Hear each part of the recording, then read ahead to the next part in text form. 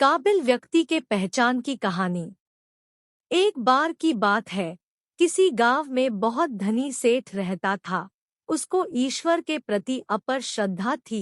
फिर उसने अपने बचाए हुए पैसों से गांव में एक बहुत बड़ा मंदिर बनवाया।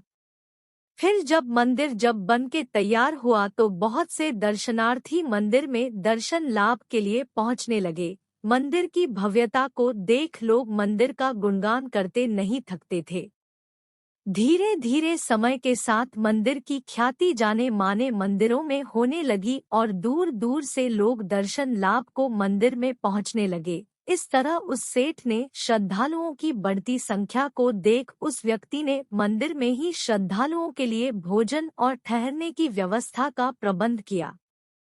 लेकिन जल्द ही उस सेठ को एक ऐसे व्यक्ति की आवश्यकता हुई जो मंदिर में इन सभी व्यवस्थाओं का देखरेख करे और मंदिर की व्यवस्था को बनाए रखे। फिर सेठ जी ने अगले ही दिन उसने मंदिर के बाहर एक व्यवस्थापक की आवश्यकता के लिए नोटिस लगा दिया। नोटिस को देख कई लोग उस धनी व्यक्ति के पास आने लगे। लोगों को पता था कि यदि मंदिर में व्यवस्थापक का काम मिल जाएगा तो वेतन भी बहुत अच्छा मिलेगा और साथ में रहना खाना भी सब कुछ फ्री में मिलेगा। लेकिन वह धनी व्यक्ति सभी से मिलने के बाद उन्हें लौटा देता और सभी से यही कहता कि मुझे मंदिर के व्यवस्थापक के लिए एक ऐसा योग्य व्यक्ति चाहिए जो मंदिर की सही से देखरेख कर सके। बहुत से लोग लौटाए जाने पर उस धनी पुरुष को मन ही मन गालियां देते। कुछ लोग उसे मूर्ख और पागल भी कह देते थे, लेकिन वह सेठ किसी की इन बातों पर ध्यान नहीं देता और मंदिर के व्यवस्थापक के लिए एक धनी व्यक्ति की खोज में लगा रहता। इस तरह वह सेठ व्यक्ति रोज सुबह अपने घर की छत पर बैठकर मंदिर में आने वाले दर्शनार्थियों को देखा करता। एक दिन की बात है, रोज की तरह जब मंदिर के कपाट खुल गए तो एक बहुत ही गरीब व्यक्ति मंदिर में भगवान के दर्शन को आया, जिसे वह सेठ अपने घर की छत पर बैठा उसे देख रहा था। उसने फटे हुए और मैले कपड़े पहने थे, देखने से बहुत पढ़ा लिखा भी नहीं लग रहा था। फिर जब वह गरीब व्यक्ति भगवान का दर्शन करके जाने लगा तो उस सेठ ने उसे अपने पास बुलाया और कहा, क्या आप इस मंदिर की व्यवस्थापक के पद पर रहते हुए क्या मंदिर की व्यवस्था को संभालने का काम करेंगे? सेठ जी की बात सुनकर वह गरीब व्यक्ति बहुत ही आश्चर्य में पड़ गया और हाथ जोड़ते हुए बोला, सेठ जी, मैं तो बहुत गरीब आदमी हूँ और पढ़ा लिखा भी नहीं हूँ। इतने बड़े मंदिर का प्रबंधन में कैसे संभाल सकता हूँ?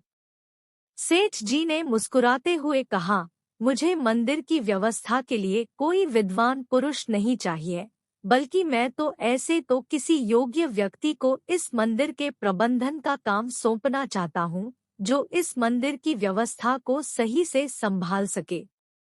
फिर उस गरीब व्यक्ति ने सेठ जी से आश्चर्य से पूछा कि लेकिन इतने सब श्रद्धालुओं में आपने मुझे ही योग्य व्यक्ति क्यों माना? सेठ जी बोले, मैं जानता हूँ कि आप एक योग्य व्यक्ति हैं। मैंने सही व्यक्ति की पहचान के लिए मंदिर के रास्ते में मैंने कई दिनों से एक ईंट का टुकड़ा गाड़ा था जिसका एक कोना ऊपर से निकल आया था और कई दिनों से देख रहा था कि उस ईंट के टुकड़े से कई लोगों को ठोकर लगती थी और कई लोग उस ईंट के टुकड़े से ठोकर खाकर गिर भी जाते थे, लेकिन किसी ने भी उस ईंट के टुकड़े को वहां से हटाने की नहीं सोची।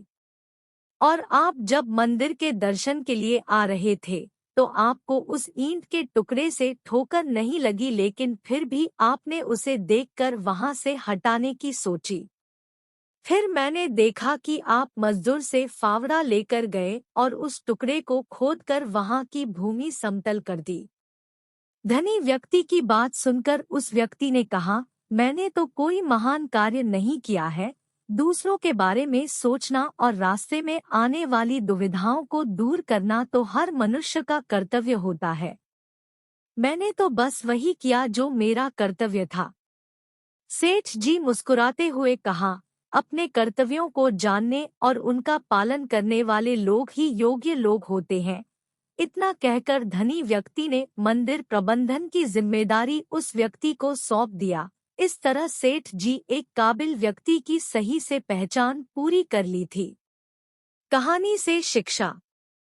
इस कहानी से हमें यही शिक्षा मिलती है कि हमें किए कार्यों को लोग देखे या न देखे, तारीफ करे या ना करे, फिर भी अपने कर्तव्यों को सही से जानना चाहिए और अपने जिम्मेदारियों को अच्छी तरह से निभाना चाहिए। तभी हम खुद को काबिल बना सकते हैं। हमें दिखावे के लिए नहीं, बल्कि अपने कर्तव्यों की जिम्मेदारी निभाना चाहिए।